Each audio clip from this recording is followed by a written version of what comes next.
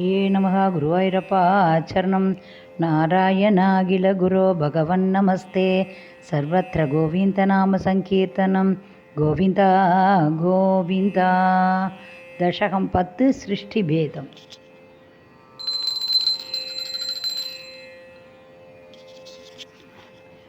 वैकुण्ठवर्धितफलोदभवत्प्रसादात् अम्भोजयोनिरसृजत् किल जीवदेहान् स्तास्नूनि भूरुगमयानि तदादिरश्चां जातिर्मनुष्यनिवहा नपि देवभेदान् मिथ्याग्रगास्मिमति रागविगोपभीतिः अज्ञानवृद्धिमिति पञ्चविधा च सृष्ट्वा उत्तामतामसपदार्थं विधानुदूनः देने द्वितीयचरणस्मरणं विशुद्ध्यै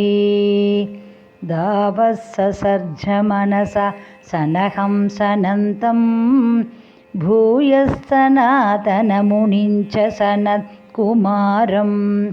ते सृष्टिकर्मणि तु तेन नियुज्यमानाः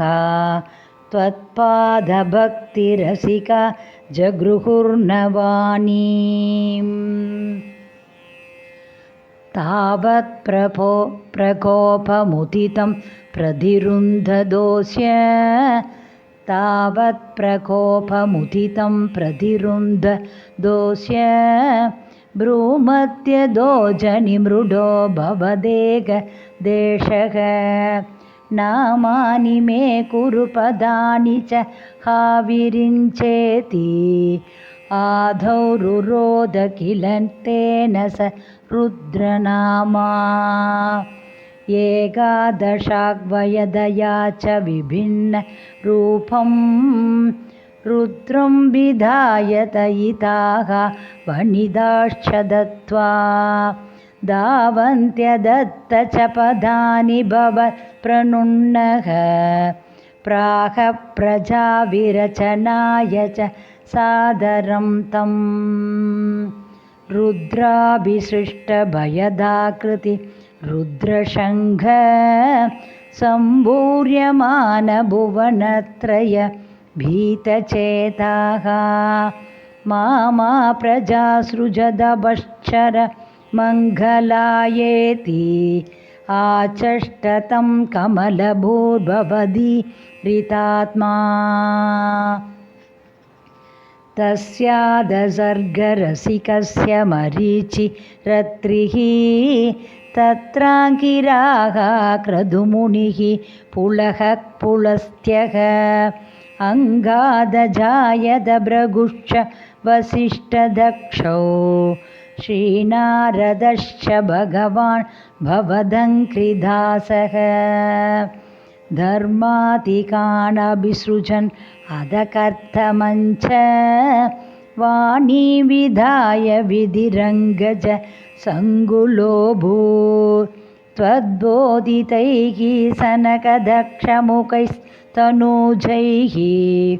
उद्बोधितश्च विरराम तमो विमुञ्चन् वेदान् पुराणनिवहानपि सर्वविद्याः कुर्वन्निजाननगणा चतुरान् नोऽसौ पुत्रेषु देषु विनिधाय सर्गवृद्धिम् अप्राप्नुवंस्तव पदाम्बुजम् आश्रुतो भूत् जानुन्नुपायमत देहमजो विभज्य श्रीभुंसभावमभजत् मनुदद्वधूभ्यां दाप्याञ्च मानुषकुलानि विवर्ध्ययं स्वं दाप्याञ्च मानुषकुलानि विवर्धयं स्वं गोविन्दमारुतपुरादिपरुन्धिरोगान् गोविन्दमारुतपुरेश रुन्धिरोगान् श्रीहरे नमः गुरुवायूरप्पा चरणं नारायणाखिलगुरो भगवन्नमस्ते सर्वत्र गोविन्दनामसङ्कीर्तनं गोविन्द गोविन्द